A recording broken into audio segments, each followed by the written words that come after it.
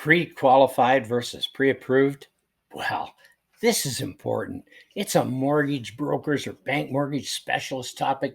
We're here to give you some important information just because it's so important. Some people use these two terms interchangeably, but there's a significant difference between them. Pre-qualification can be considered a first step.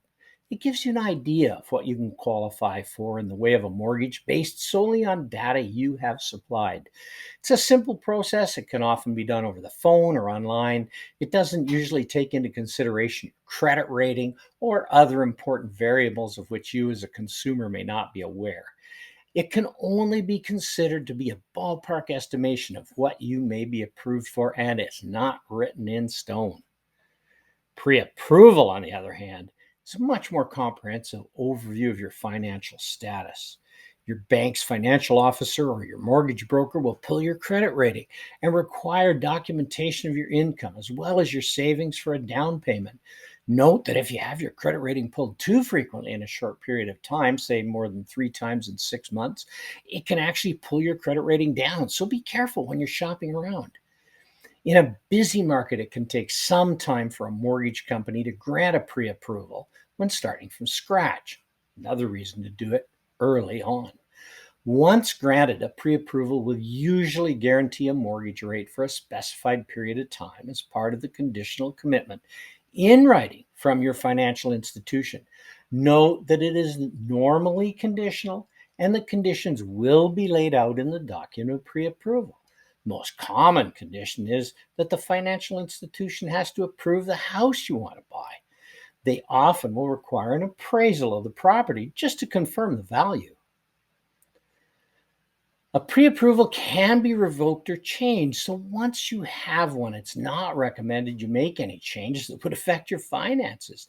This is not the time to buy a new vehicle or change jobs or buy those 2 quads, to name a few of the things we've seen in the past.